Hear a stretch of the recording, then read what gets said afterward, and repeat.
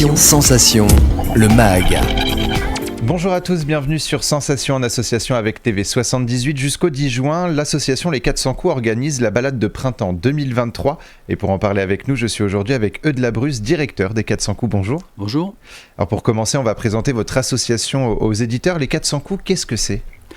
Alors c'est ce qu'on appelle un opérateur culturel dont l'objectif est de développer la question du spectacle vivant jeune public pour les jeunes, l'enfance et l'adolescence, sur le territoire de la communauté urbaine Grand Paris Seine-et-Oise et plus globalement, plus généralement dans l'ensemble de la vallée de la Seine. Mais l'association a été créée au moment de la création de cette grande communauté urbaine qui avait regroupé 6 EPCI.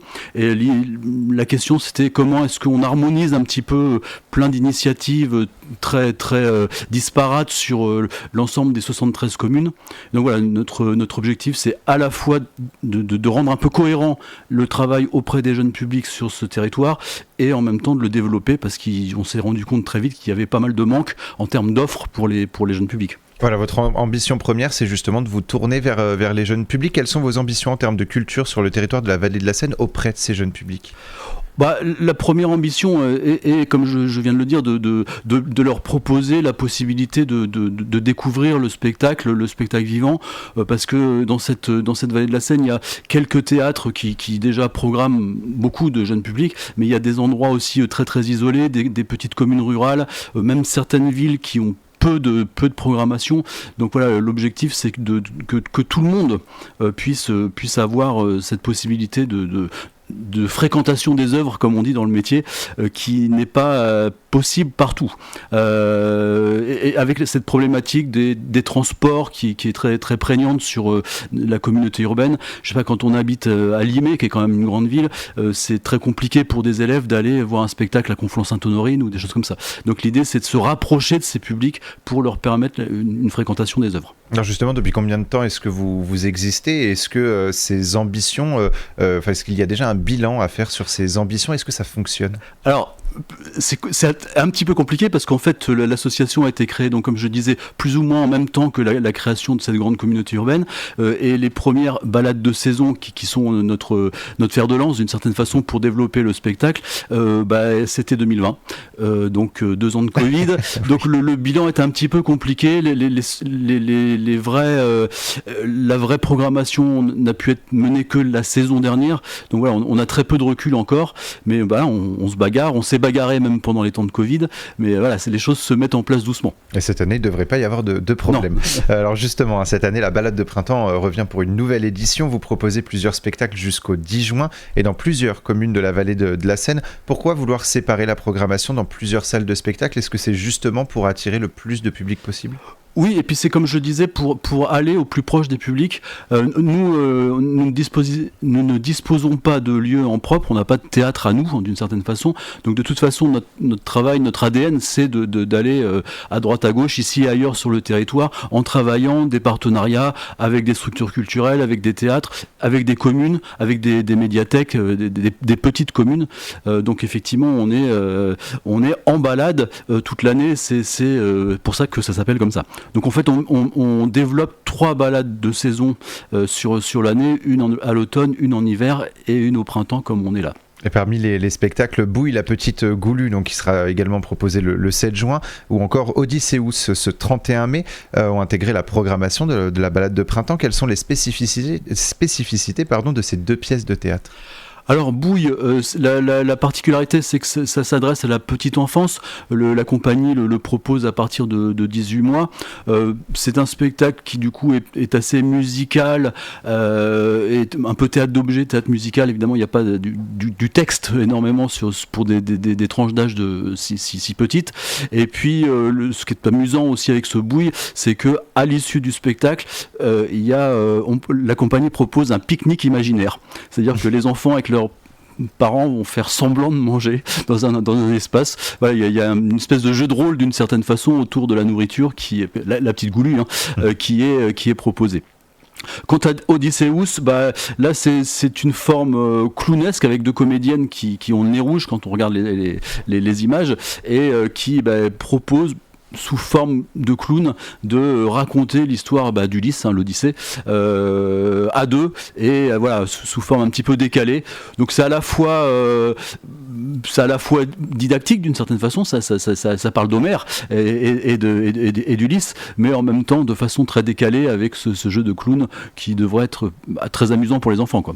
Vos spectacles sont accessibles, on l'a évoqué, à partir de 6 ou 8 ans. Un des spectacles est accessible à partir de 18 mois, donc ce sont des spectacles pour la famille, mais surtout accessibles à la jeune génération qui fait partie de votre ADN. On va parler d'un autre spectacle, le 7 juin à 10h30, c'est le spectacle Boucle d'eau qui sera présenté à l'espace culturel Christiane Faure à Limay. Qu'est-ce qui attend le public ? Alors Boucle d'eau, c'est aussi un spectacle qui est accessible très jeune, je crois que c'est 1 an, il le propose comme ça, voire un petit peu avant même. Donc c'est une compagnie, la compagnie du Porte-Voix, qui sont des gens qui depuis très longtemps travaillent en direction des jeunes et des très jeunes publics, et là c'est un spectacle purement musical, avec des belles images aussi, mais voilà, ce sont 2 musiciens qui ont cette habitude depuis des années, encore une fois, de s'adresser aux plus jeunes par le biais de la musique, par l'éveil musical d'une certaine façon, et c'est très poétique, très joli, et voilà, c'est une façon de plonger doucement quand on est très jeune comme ça dans le monde du spectacle vivant, de découvrir cet univers particulier. Une autre représentation est prévue le 10 juin, cette fois à la médiathèque des Mureaux, toujours le 7 juin, mais à 15h, le spectacle Tilda et Rose au Chapelain à Mantes-la-Jolie. De quoi va-t-on parler ?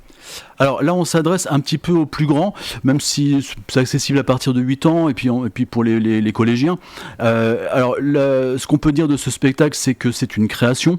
Donc aussi, notre volonté sur le territoire, c'est aussi de défendre, de faire venir des spectacles qu'on a vus, qu'on trouve beaux et qu'on a envie de faire partager au public, mais aussi de faire confiance à des compagnies qu'on a repérées pour les aider à se lancer. Et donc là, la compagnie du Pépin qui propose Tilda et Rose va jouer aux dates que vous avez données, ces toutes premières représentations. Donc là aussi, c'est un duo féminin à nouveau, et qui parle en fait de la disparition, de la mort, de façon aussi assez poétique, assez décalée, pour pas évidemment être de front. On va pas agresser les enfants avec ces questions-là. En même temps, elles existent. Donc c'est une façon d'aborder des thèmes sérieux, par la poésie, là, en fait, c'est une petite fille qui retrouve sa grand-mère qui a disparu. Voilà, on sait pas très bien. On devine qu'il y a un décès, mais tout est assez dans les limbes d'une certaine façon. Après, je peux pas en dire beaucoup plus parce que moi j'ai lu le texte, mais je n'ai pas encore vu que ça sera. Elles sont en train de finir leur spectacle. Et c'est à ne pas louper. Le 10 juin, c'est un spectacle de lecture qui est proposé à partir de 8 ans à la Roche-Guyon. Qu'est-ce que ça signifie ? Est-ce que c'est un spectacle interactif ? Alors, non, pas spécialement interactif. Là, pour le coup, c'est nous-mêmes, les 400 coups, qui le proposons. En général, on fait venir des compagnies qu'on diffuse sur le territoire. Là, c'est un projet qu'on mène nous-mêmes avec des artistes, des comédiens de la famille, et qui répond un peu aux appels d'offres, aux demandes qu'il y a beaucoup en ce moment pour préparer les Jeux Olympiques. Donc en fait, c'est une lecture d'extraits de textes de romans jeunesse qui parlent de sport, avec des jeunes héros, des jeunes protagonistes qui s'adonnent au foot, au judo, à différents sports, et on lit quelques pages de ces romans pour donner envie aux spectateurs, aux jeunes spectateurs, de lire les livres après dans leur ensemble, puisqu'on laisse évidemment un certain suspense. On essaye de donner le goût de lire cela. Alors on l'a déjà proposé, et ça a plutôt bien marché, parce qu'après les enfants vont à la bibliothèque, demandent les livres, etc. Là, c'est pour ça que ça s'appelle Lecture du jeu 2. On propose d'autres extraits de romans. Et évidemment, la lecture est volontairement très théâtrale et très musicale. Donc en fait, il y a 2 comédiens, un musicien. Voilà, ça donne une lecture très vivante qui aussi a cette volonté de montrer aux enfants que la lecture, c'est pas nécessairement ennuyeux. Ça peut être dynamique, ça peut être chouette. Et voilà, on travaille dans ce sens-là. un peu défendre la lecture publique et préparer l'arrivée des Jeux Olympiques. Et il y aura une autre représentation, lecture du jeu 2, donc le 3 juin. Le 3 juin, il y aura également une séance scolaire pour le spectacle L'adulte mode d'emploi. On pourra vous retrouver également pour la balade d'automne et la balade d'hiver. Merci beaucoup, Eudes Labrusse, d'avoir été avec nous sur Sensation.